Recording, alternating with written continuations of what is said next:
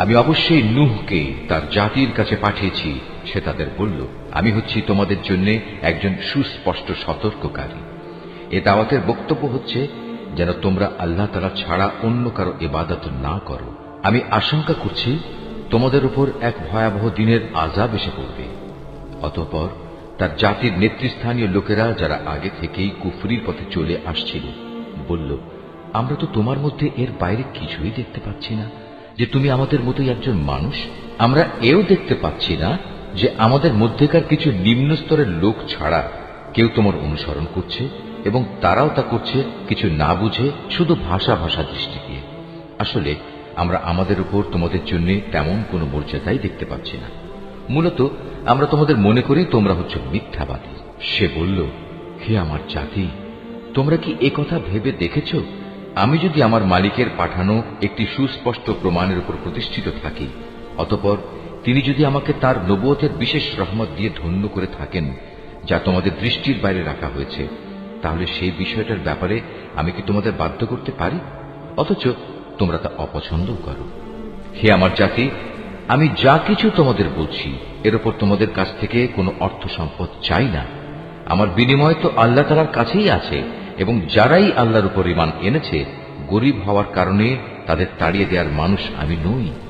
কেননা তাদেরও একদিন তাদের মালিকের সাথে সাক্ষাৎ করতে হবে, এবং আমি তো তোমাদেরই দেখতে পাচ্ছি তোমরা সবাই হচ্ছ এক নিরেক অজ্ঞ সম্প্রদায়। হে আমার জাতি, আমি যদি তোমাদের কথায় গরীবদের তাড়িয়ে দেই, তাহলে এজন্যে আল্লাহ তাআলার শাস্তি থেকে আমাকে কে বাঁচিয়ে দেবে? তোমরা কি অনুধাবন করতে পারছ না?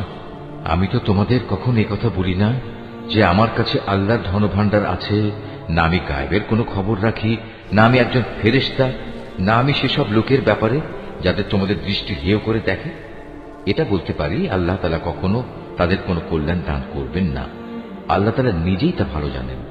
তাদের মনে যা কিছু লুকিয়ে আছে, আমি যদি এমন কিছু বলি, তাহলে সত্যি সত্যি আমি জালেমদের দলে শামিল হয়ে যাব। লোকেরা বলল, হে নূহ, এই বিষয়টা নিয়ে তুমি আমাদের সাথে বাক বিতণ্ডা করছো, এবং বিতণ্ডা তুমি একটু অতি মাত্রাই করে ফেলছ। তুমি যদি সত্যবাদী হও, তাহলে সে আযাবের জিনিসটাই আমাদের জন্য নিয়ে এসো, যার ভয় তুমি আমাদের দেখাচ্ছ।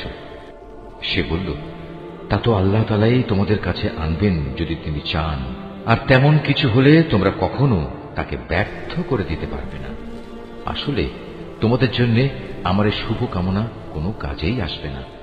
আমি তোমাদের ভালো কামনা করলে তাও কার্যকর হবে না, যদি আল্লাহ তাআলা তোমাদের গোমরা করে দিতে চান, কারণ তিনিই হচ্ছেন তোমাদের মালিক, এবং তার কাছেই তোমাদের সবাইকে ফিরে যেতে হবে।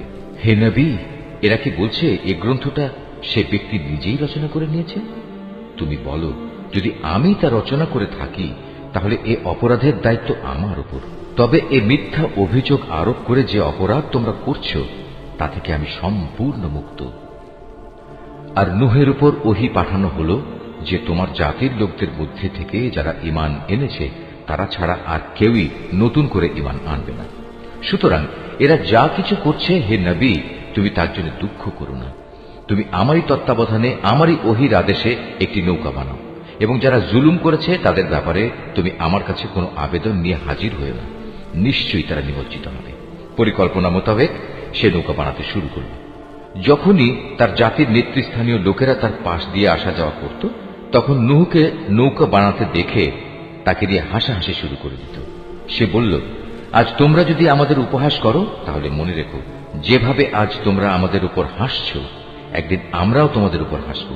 অচিরেই তোমরা জানতে পারবে কার উপর এমন আযাব আসবে যা তাকে দুনিয়াতে অপমানিত করবে, এবং পরকালে কঠিন ও স্থায়ী আযাব কার জন্য নির্দিষ্ট। অবশেষে তাদের কাছে আযাব সম্পর্কিত আমার আদেশ এসে পৌঁছল, এবং চুলো থেকে একদিন পানি উথলে উঠল।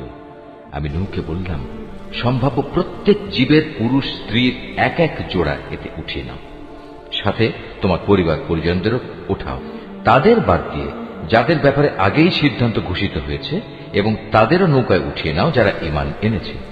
মূলত তার সাথে আল্লাহর উপর খুব কম সংখ্যক মানুষ ঈমান এনেছিল। সে তার সাথীদের বলল, তোমরা এতে উঠে পড়ো, আল্লাহর নামে এর গতি ও স্থিতি নির্ধারিত হবে। নিশ্চয়ই আমার মালিক ক্ষমাশীল ও পরম দয়ালু।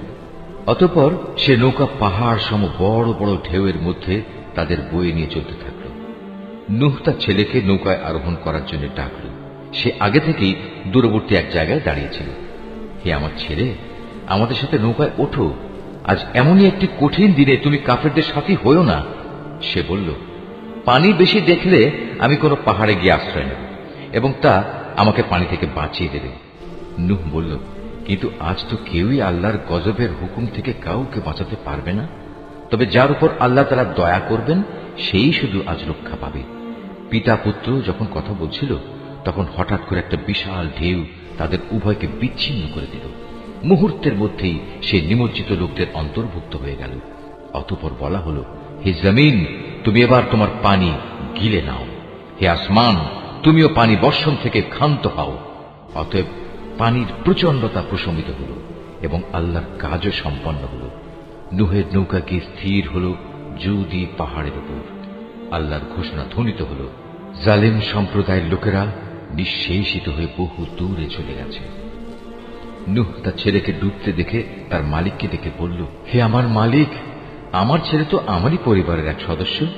আমার আপনজনদের ব্যাপারে তোমার ওয়াদা অবশ্যই সত্য, আর তুমিই হচ্ছ সর্বোচ্চ বিচারক। আল্লাহ বললেন, হে নূহ, সে তোমার পরিবারের অন্তর্ভুক্ত নয়, সে তো হলো এক অসৎ কর্মপরায়ণ ব্যক্তি। অতএব তোমার যে বিষয়ের জ্ঞান নেই সে বিষয়ে আমার কাছে তুমি কিছু চেও না। আমি তোমাকে উপদেশ দিচ্ছি, নিজেকে কোনো অবস্থায় জাহেলদের দলে শামিল করো না। সে বলল, হে আমার মালিক, যে বিষয় সম্পর্কে আমার কোনো জ্ঞান নেই সে ব্যাপারে কিছু চাওয়া থেকে আমি তোমার কাছে পানা চাই। তুমি যদি আমাকে মাফ না করো এবং আমার ওপর দয়া না করো তাহলে আমি ক্ষতিগ্রস্তদের অন্তর্ভুক্ত হয়ে যাব।